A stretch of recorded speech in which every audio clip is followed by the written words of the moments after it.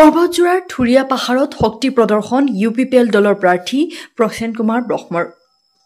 ১ নং পৰ্বতজোৰা পৰিষদীয় সমষ্টিত নিৰ্বাচনী খেলখন আকৰ্ষণীয় হৈ পৰিছে।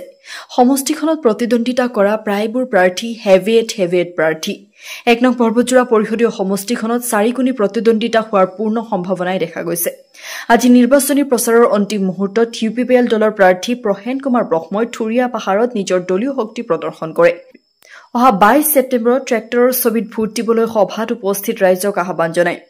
ইউপিপিএল দলৰ প্ৰাৰ্থী প্ৰসেন কুমাৰ ব্ৰহ্মৰ মন্তব্য আমাৰ হাতত আছে, সেয়া আমি শুনাই লৈছো।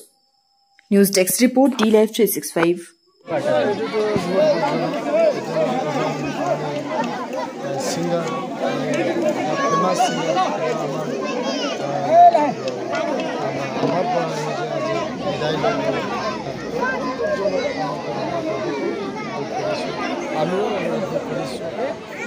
আজি প্ৰচাৰ অভিযানৰ অন্ত কৰিব, কি ক'ব পৰ্বতজোৰাবাসী ৰাইজে?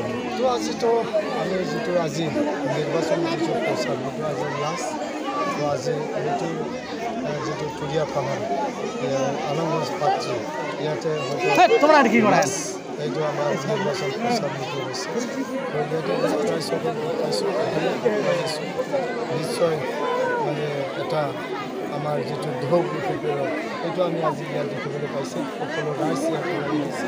পৰ্বতজোৰাত কাৰ লগত যুঁজ হ'ব আপুনি? যুঁজটো এইটোতো ইলেকশ্যন হিচাপে এইটো থাকিবই। ইয়াত যিহেতু আমাৰ ৯জন যিহেতু আমাৰ প্ৰতিনিধিত্ব হৈছে, গতিকে ইয়াৰ মাজত হয়তো হ'ব নাই, ইয়াৰ হ'বই আৰু এইটো হয়তো কংগ্রেসের লোক, কংগ্রেস থাকে, বিপিএফ থাকে, বিজেপি থাকে। আমাদের মাথা ছিঁড়ে যাবেন না, আমাদের একটা মনোনীত প্রার্থী আপনাদের সাথে দেখা করবো, অল্প দূরে থেকে। এইটো কোনে কিমান কয় এইটো ৰিজাল্টহে গম পাব। এতিয়া ৰিজাল্ট পাবই আৰু আপোনালোকে গম পাব। কিমান ভোটত জিকিব বুলি আশা আপোনাৰ?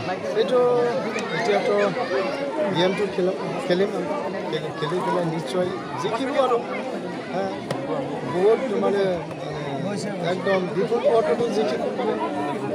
এইটো বলটো 100% আমি এতিয়া মানে পাৰ্চেণ্টৰ কথাটো এতিয়া 100% বলটো 3 তাৰিখত চৰকাৰ গঠন কৰিব বা ভোট গ্ৰহণ কৰিব বুলি আগ্ৰহ কৰিছে।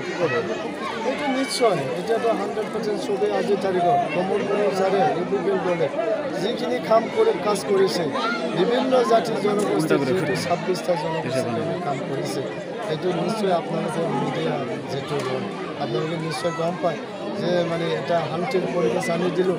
এটা সময় আমাৰ মাজত শান্তি পৰিৱেশ নাছিল, কিন্তু প্ৰমোদ ছাৰে আজি 4.5 বছৰ চৰকাৰ বনোৱাৰ পিছত আমাৰ মাজত এটা শান্তিৰ পৰিৱেশ আনি দিলোঁ। তেওঁৰ গোটেই ৰাজ্যখন আজি যিহেতু শান্তি পৰিৱেশ এতিয়া ডেভেলপমেণ্ট হ'ব, গোটেইখিনি হ'ব, শান্তি পৰিৱেশ থাকিব লাগিব। সেইটোৰ কাৰণে আজি সকলো বিচাৰি আছে যে প্ৰমোদ ছাৰৰ চৰকাৰ আহিব লাগে। সেইটোৰ কাৰণে চব অঞ্চলতে মানে গোটাই পৰ্বতজোৰাতে এতিয়া ভোট গ্ৰহণৰ পূৰ্বেই হাগ্ৰামাই মোকতো মানে য'তে মতে ক'ব পাৰে, এইটো ডাঙৰ কথা নহয়। যেতিয়া আমি 2020 চৰকাৰ বনাইছোঁ, তেতিয়াও কৈছিল 6 মাহৰ পিছত আমাৰ চৰকাৰ হ'ব, 3 মাহৰ পিছতে আমাৰ চৰকাৰ হ'ব। এনেকৈ কিমান বছৰ চৰকাৰ চেছ হৈ গ'ল, তেতিয়া নতুন আকৌ এতিয়া ইলেকশ্যন আহি যাব। এইটো ডাঙৰ কথা নহয়।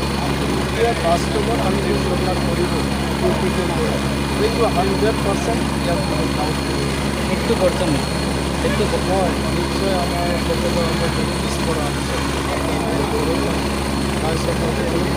যিহেতু সকলো বছৰ বিচাৰিছোঁ যে আমাৰ পৰ্বতজোৰা যিহেতু পিছপৰা অঞ্চল আৰু এটা সময়ত ইমান এটা বেয়া এটা পৰিৱেশ হ'ল আমাৰ বাবে জাতিগত সংঘৰ্ষ, এটা বেয়া কেতিয়াবা ডাঙৰ লগত, কেতিয়াবা আদিবাসী লগত এই পৰিৱেশ এতিয়া এটা ভাল কামটো আমি গতিকে আগবাঢ়ি যাব লাগিব। আমাৰ মানুহ শান্তি আছে, তাৰপিছত বাকী ধন্যবাদ।